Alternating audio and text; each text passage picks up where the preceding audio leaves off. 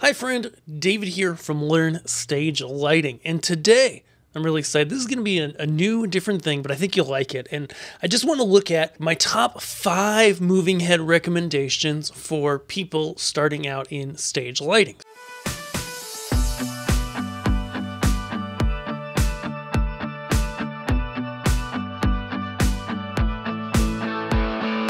If you're starting with lighting on a small stage, it could be for a band, for a church. A lot of times you need moving lights, right? DJ setups, whatever, And you want to be able to have movement in your events, and so you want moving lights. And you might ask, well, what moving lights should I get? What should I use that will check all the boxes? And what I mean by check all the boxes are, in my mind, this type of setup, the things that check the boxes are, one, they've got to be relatively compact because you're going to need to put them probably in your car to transport them. You may not have that large of a vehicle. You may have other musical instruments, equipment, whatever, if you're setting up and tearing down. So that's going to be one key thing. Number 2 is you want it to be bright enough and usable for what you're doing, have a good feature set, be able to do the things you need it to do to make a really cool event, right? And so that's going to be the key. So in this video, 5 lights for small stages that we really like here at Learn Stage Lighting and Learn Stage Lighting Gear. As we get into this, big number 1 thing is, one, we're going to blur the prices out. Why? Because prices change over time, and in 5 years, this video will probably still be relevant, and the majority of these fixtures will probably still be for sale, but I can almost guarantee you they won't be the same price because, as we know, I'm shooting this in early 2024, we've seen some inflation the past few years, and it's just a constant thing, right? To be fair to everyone, we just make sure to blur those out. Not that we're trying to hide anything, it's just that go over to Learn Stage Lighting Gear, check them out. We have the links all below, but the prices may change because that's how this works, like over time, right? So our number 1 pick when you're looking for a moving light for a small space is to go with a wash light. So that's what I've pointed to first. And these Eliminator Stealth washes, they've been around, I think they came out in like 2019, but they are just such a solid pick for a small, inexpensive wash fixture. Why do we like them so much? Well, you can see here, if you have haze in the space, you've got a motorized zoom, so you can get a variety of different zoom levels out of these things. They're also bright, they're punchy, they've got a lot of output to them. They make an okay white. You can make a warm white. It's not going to blow your mind, but for the cost, it works really good. They move fast, they have a zoom, the zoom works fast, and they just generally do what they're supposed to, right? In terms of, ones we've sold, there have been very few issues from customers. Of course, when there are, they're covered under warranty by ADJ. If you're not familiar, Eliminator is a sub-brand of ADJ. So pretty much anything that 5 years ago would have been a kind of bottom of the ADJ line is now Eliminator, so it's the same stuff. That's really key. But, reliability matters, and we've definitely seen it in this fixture. Now, why did I start with a wash fixture? Well, I started with a wash fixture because, some people are going to have haze in your spaces, right? And be able to do looks like this, where you've got beams of light going through the air in the haze, and they look awesome, right? But the reality of gigs in 2024 and beyond is that there are a lot of spaces where there's not going to be haze, right? It's going to look more like this video right here, where, you're just able to shine it through the air, shine it on surfaces, not have haze in the space, okay? And so when you don't have haze in a space, wash lights are like my number 1 pick because you're able to program them easier because colors will fade smoothly because they have RGB or RGBW color mixing in this case. They're going to offer the ability to project light onto surfaces, so you can light people, you can light instruments, you can light the backdrop, you can light the ceiling, you can light the walls by moving them around, and you're able to transition smoothly between colors because of that color mixing instead of like a color wheel, which we'll talk about in a minute, where you don't get those smooth transitions. When you don't have haze, ultimately a lot of the allure and a lot of what looks good from typical spot or typical beam fixtures just doesn't really work in a space. It doesn't do a lot for you. So in my mind, if you're doing smaller shows, smaller stages, a wash is like my number 1 pick because it allows you to do the most whether you have haze or no haze, but especially if you don't have haze or atmosphere in the air. Next, light.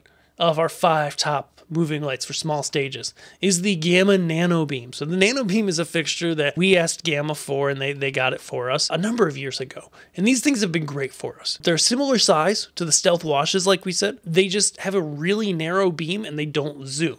Okay, so what that looks like in reality is, we'll put in some clips here from this video or some other ones we've done, is you have kind of the best of both worlds, because like a wash light, you have RGBW color mixing, okay? Real color mixing where you can fade between colors.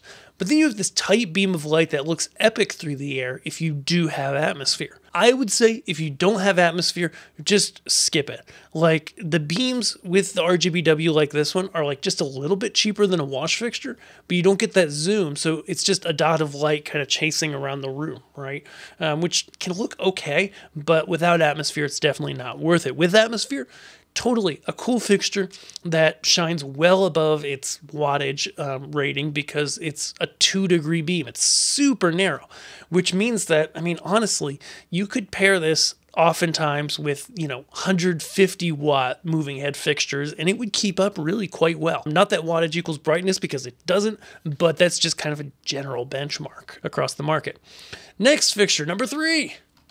We have the Eliminator Stealth Spot. Now, I just got done throwing spot fixtures under the bus, because ultimately a lot of the features they have do really depend on haze to look good, right?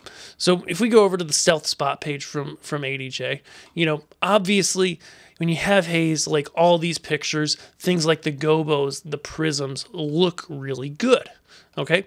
But you could still take the gobos, you could still take the prisms, and, just like in this photo, you can project them onto surfaces, okay?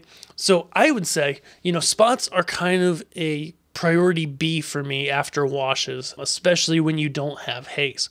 When you do have haze, then having the beams through the air with the gobos in them breaking up is like totally worth it.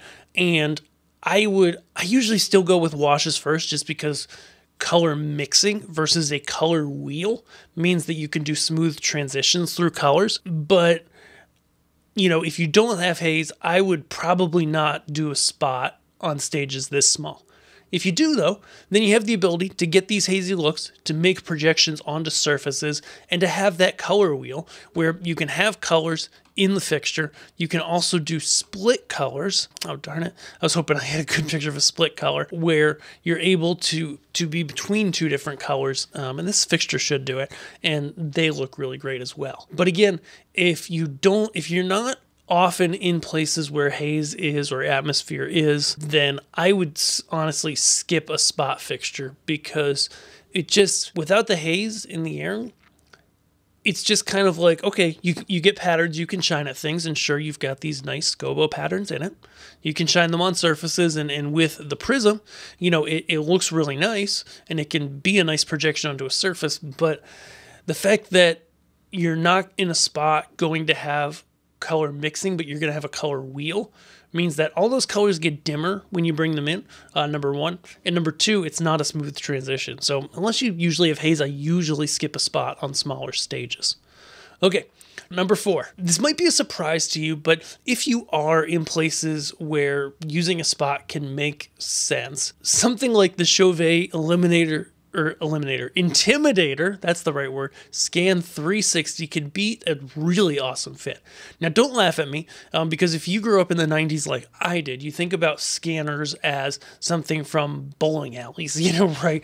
And cheesy stuff like that. But the truth is, even in 2024, scanners can be really good. Now, the downside of them is, well, we'll talk about the upside first. So the upside is that they move much faster than typical moving heads. They don't kind of groan around when they move. And in this case, it's a very bright fixture. I've seen these in person.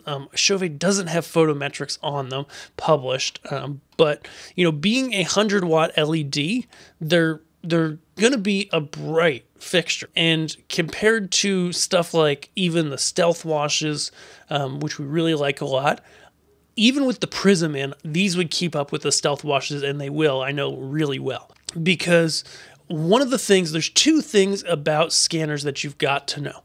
The first is, yes, the mirrors are fragile. So when you're moving them, when you're transporting them, whether you use the original boxes, some kind of bag, whatever, a case, you do need to protect the mirror. In mobile setups where you set up and tear down a lot, this might not be the best choice, but if it's permanently installed especially, or you don't tear it down all the time, that can be really great. But then the other thing about scanners is that they have less features inside them, okay, than a typical moving head spot. And because of that, the optical path, the path between the light source and the output, is shorter, which tends to mean that it's brighter, it's more efficient per watt. Now, that's not like the gospel truth, it's not true all the time, but it tends to be that way. And they can move really, really fast. So it's not just for DJs, but anybody that plays like upbeat music, scanners can give you a really rockin' look. They can move really fast at times when you need to do that, much faster than small moving heads, and it's very bright. But the cost of this thing is about the same as all the other fixtures we've looked at. So it's a good step up in brightness, but not any more cost, right? So that's where scanners can be a really positive thing. All right, number 5, kind of the honorable mention of the group. So as we talked, just to recap, we really like washes first, okay? Then color mixing RGBW beams. Then spot fixtures, especially if you have haze. But if you don't have haze, think twice about that spot fixture. It's really not as critical as a wash fixture. Next, we looked at a scanner. In 2024, yes, we like scanners. They still work. They still make a great spot fixture, and they have some big positives, such as the fact that they can move really fast and they're pretty efficient in terms of brightness.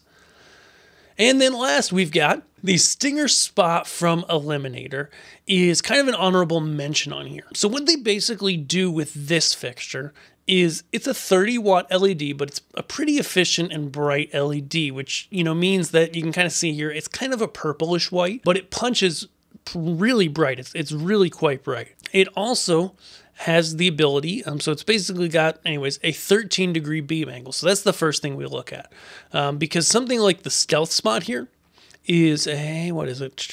It's wider. How much wider? It is it's also a 13-degree beam angle. So you go, okay, twice the wattage, twice the brightness. Well, it doesn't really work that way. In fact, as you double wattage with LEDs, it almost never doubles the brightness. So what you basically get here is a really narrow fixture that just has basic stuff. So it has colors and it has gobos and it moves, and that's really it. It doesn't have motorized focus. It moves, it turns on and off, it has those basic features. Because of that, it is a little bit more efficient, and it can work in pretty much any smaller, darker stage space really well. We've seen these, we do like them. It's just if there's a lot of ambient light, you might want to go with something a little bit bigger, but at the same time, for the price that these things are, it's definitely worth an honorable mention for those smaller spaces. All right, I hope you guys enjoyed that look at some of our favorite picks here at Learn Stage Lighting and Learn Stage Lighting gear for small stages. Everybody loves moving heads. They can really add a lot of punch to any show, and no matter what size stage you work with, hey, head over to LearnStageLightingGear.com. We love to help people find the perfect gear. You can get a hold of us by adding stuff to your cart and requesting a quote there from the cart, or just use our contact form to email us. Our gear experts love to help you kind of decide. Maybe you've got some ideas from this video, decide what's best, check if stuff's in stock, and be able to get you a personalized price. We would just love really to be your lighting gear vendor forever, for the rest of your life. So if that sounds good, head over to Learn Stage Lighting Gear. We love to take care of people, treat them well, and we'll see you guys there. Thanks.